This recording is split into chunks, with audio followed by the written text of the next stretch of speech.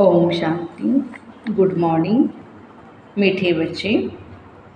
आज हम सभी 6 मई 2025 के अनमोल महावाक्य सुनते हैं। याद में रहने की मेहनत करो तो पावन बनते जाएंगे। अभी बाबा तुम्हें पढ़ा रहे हैं, फिर साथ ले जाएंगे। प्रश्न है, कौन सा पैगाम तुम्हें सभी को देना है? उत्तर, अब घर चलना है, इसलिए पावन बनो। पतित पावन बाप कहते मुझे याद करो तो पावन बन जाएंगे। ये पैगाम सभी को दो। बाबा ने अपना परिचय तुम बच्चों को तो दिया है। अब तुम्हारा कर्तव्य है बाप का शो करना। कहा भी जाता है, सन शोज फादर। गीत है, मरना तेरी गली में। ओम शांति। बच्चों ने गीत का अर्थ सुना। बाबा, हम आपकी रुद्रमाला में पिरो ही जाएंगे।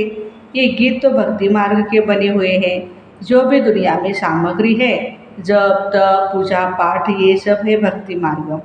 भक्ति रावण राज्य, ज्ञान राम राज्य। ज्ञान को कहा जाता है नॉलेज, पढ़ाई। भक्ति को पढ़ाई नहीं कहा जाता। उसमें कोई उद्देश्य नहीं कि हम क्या बनेंगे। भक्ति पढ़ाई नहीं है। राजयोग सीखना यह पढ़ाई है। पढ़ाई एक जगह स्कूल में पढ़ी जाती है। भक्ति में दर दर धक्के खाते हैं। पढ़ाई माना पढ़ाई। Education is education. तो पढ़ाई भी पूरी रीति पढ़नी चाहिए। बच्चे जानते हैं हम स्टूडेंट हैं। बहुत है जो अपने को स्टूडेंट भी नहीं समझते, क्योंकि पढ़ते नहीं। न बाप को समझते हैं, न शिव बाबा को सदगति दाता समझते हैं। ऐसे भी है, बुद्धि में कुछ भी बैठता नहीं। राजधानी स्थापन होती है ना, उसमें सभी प्रकार के होते हैं। बाबा आए ही है पतितों को पावन बनाने। बाप को बुलाते हैं, हे पतित पावन आओ। अब बाबा कहते पावन बनो। बाप को याद करो। हर एक को पैगाम देना है बाप का। भगवान इस धरा पर आ चुके हैं। ये समय भारत वैशालय है। पहले भारत शिवालय था। अभी दोनों ताज नहीं है। न प्योरिटी का ताज है, न विश्व राज्य का ताज है। ये भी तुम बच्चे जानते हो। अब पतित पावन बाप कहते हैं मुझे याद करो तो तुम पतित से पावन बन जाएंगे। याद में ही मेहनत है। बहुत थोड़े हैं जो याद में रहते हैं। भक्त माला भी थोड़ों की है ना। धन्ना भक्त, नारद, मीरा आदि का नाम है। इसमें भी सब तो नहीं आकर पढ़ेंगे। कल्प पहले जिन्होंने पढ़ा है वही आते हैं। कहते भी है बाबा, हम आपसे कल्प पहले भी मिले थे, पढ़ने अथवा याद की यात्रा सीखने के लिए। एक तो पढ़ने के लिए, दूसरा याद की यात्रा। अभी बाप आए हैं तो बच्चों को ले जाने, समझाते हैं तुम्हारी आत्मा पतित है, इसलिए बुलाते हो आकर के हमें पावन बनाओ। अब बाबा कहते एक तो मुझे याद करो और दूसरा पवित्र बनो। बाबा पढ़ाते हैं, फिर साथ में भी ले जाएंगे। बच्चों को अंदर बहुत खुशी होनी चाहिए। बाप पढ़ा रहे हैं। कृष्ण को बाप नहीं कहेंगे, कृष्ण को पतित पावन नहीं कहेंगे। यह किसको भी पता नहीं है कि बाप परमपिता शिव परमात्मा को कहा जाता है, और फिर वही ज्ञान देते हैं। हाँ? ये भी तुम जानते हो। बाप अपना परिचय बच्चों को देते हैं। नए नए कोई से बाप नहीं मिल सकते हैं। बाप कहते सन शोज फादर। बच्चे ही बाप का शो करेंगे। बाप को कोई से भी मिलने बात करने का नहीं है। क्यों? पहले भगवान को अच्छी तरह से जान ले बिना तभी बात करें। और भगवान बात क्या करते हैं वो भी समझ में आना चाहिए। अपना परिचय अच्छा बाप बच्चों को बाबा देते ही है। भल इतना समय बाबा नए नए से मिलते रहते हैं। ड्रामा में था, ढेर आते थे। मिलिट्री वालों के लिए भी बाबा ने समझाया है, उनका भी उद्धार करना है। क्या समझाना है उनको? बाबा की याद में रहो, याद में रहकर दुश्मन को गोली मारो। हाँ, दुश्मन मर जाएगा, है ना। उनको तो धंधा करना ही है, नहीं तो फिर दुश्मन वार करेगा। फिर हमारा प्रोटेक्शन कैसे होगा देश का? तो सिर्फ बाबा को याद करना है।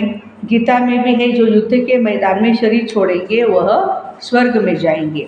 परंतु ऐसे तो जा न सके। स्वर्ग स्थापन करने वाला जब आए तभी जा सकते हैं। उसकी भी एक प्रोसेस होते हैं ना, जहाँ जाना होता है उसके लिए भी प्रोसेस होती है। तो स्वर्ग क्या चीज़ है ये भी कोई नहीं जानते। अभी तुम बच्चे 5 विकार रूपे रावण से युद्ध करते हो। बाबा कहते हैं अशरीरी भव, अपने को आत्मा निश्चय कर मुझ बाप को याद करो। और कोई ऐसे कह न सके। सर्वशक्तिवान एक बाप के सिवाय कोई को भी नहीं कहा जाता।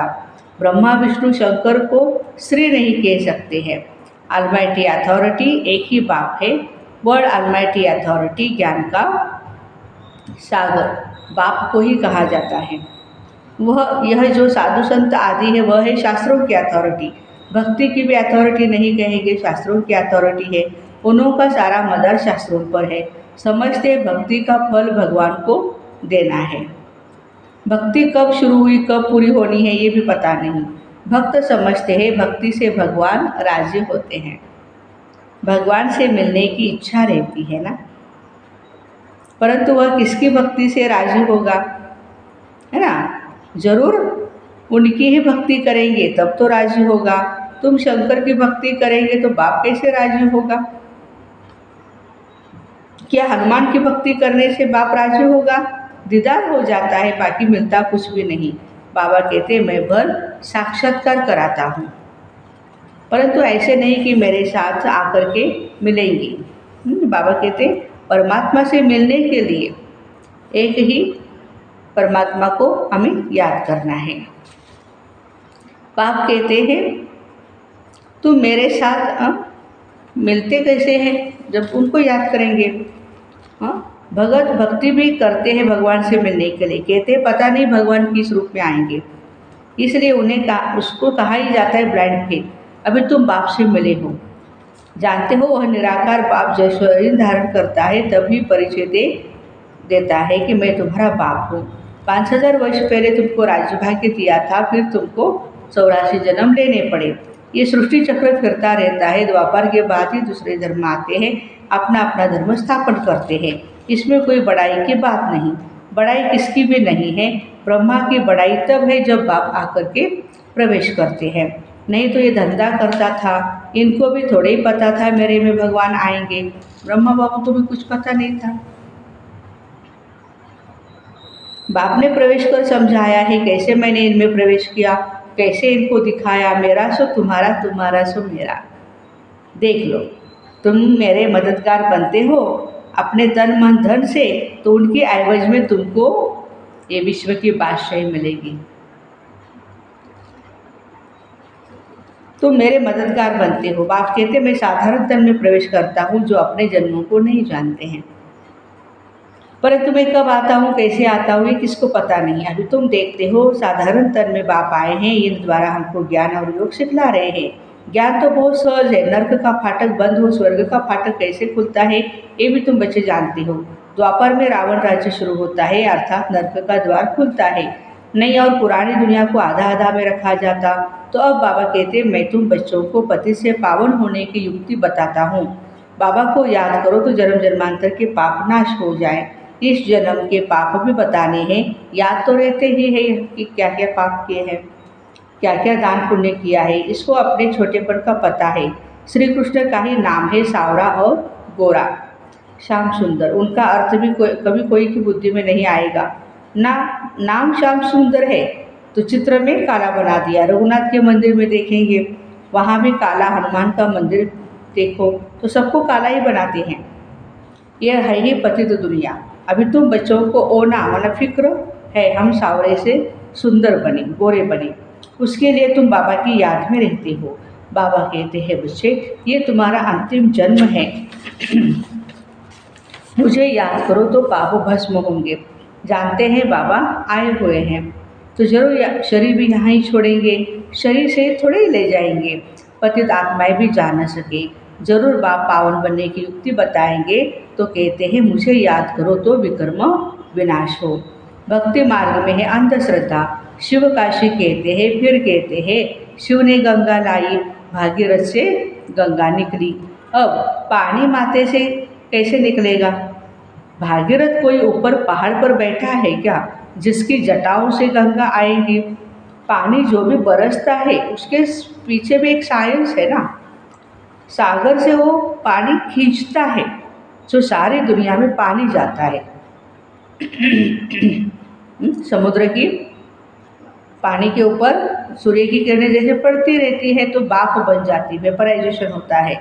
और फिर जैसे उसको ठंड हवा लगेगी बारिश के रूप में, वो नीचे पानी आ जाएगा। तो नदियाँ तो सब तरफ है, पहाड़ों पर बर्फ जम जाती है, वो भी पानी आता रहता है। पहाड़ों के अंदर गुफाओं में जो पानी रहता है वह कुओं में आता रहता है, वह भी बरसात के आधार पर है। बरसात न पड़े तो कुएं भी सूख जाते हैं। कहते भी हैं बाबा हमको पावन बनाकर स्वर्ग में ले जाओ। आज ही स्वर्ग और श्री कृष्णपुरी की है, विष्णुपुरी का तो किसको पता नहीं है। श्री कृष्ण के मुरीद कहेंगे जहाँ देखो वहाँ श्री कृष्ण ही श्री कृष्ण है। अरे जबकि परमात्मा सर्वव्यापी है तो क्यों नहीं कहते जिधर देखो उधर परमात्मा ही परमात्मा है। परमात्मा के मुरीद फिर ऐसे कहते हैं यह सब उनके ही रूप है, वही सारी लीला कर रहे हैं। भगवान ने ही अनेक रूप धारे हैं। किस लिए अनेक रूप लिए हैं उन्होंने? लीला करने के लिए। हर एक युग में हर एक शैतान को दिखाया है, राक्षस को दिखाया है, उसका संहार करने के लिए, असुर का संहार करने के लिए देवताओं के अनेक रूप दिखाए हैं।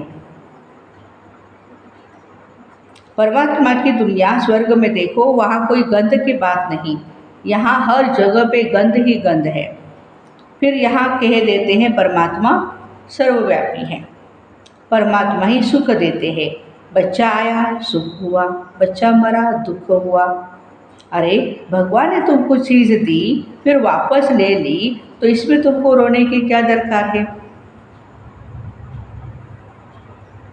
सतयुग में यह रोने आदि का दुख होता नहीं। मोहजित राजा का दृष्टांत दिखाया है, यह सब है झूठे दृष्टांत, उनमें कोई सार नहीं। सतयुग में ऋषि मुनि होते नहीं और यहाँ भी ऐसी बात हो नहीं सकती। ऐसा कोई भी मोहजित राजा हो नहीं सकता।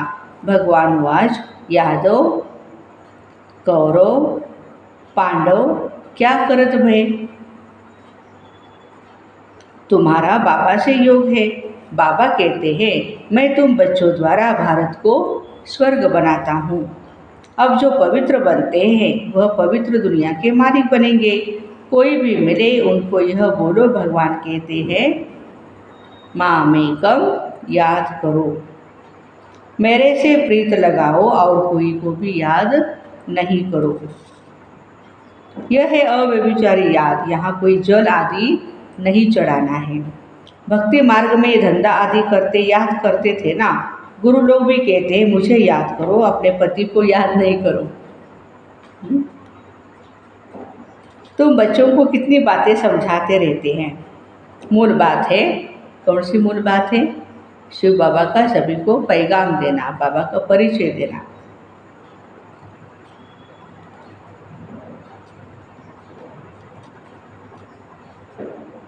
भगवान कहते हैं मामे कम याद करो। बाबा माना ही भगवान, भगवान तो निराकार है। श्री कृष्ण को सब भगवान नहीं कहते हैं।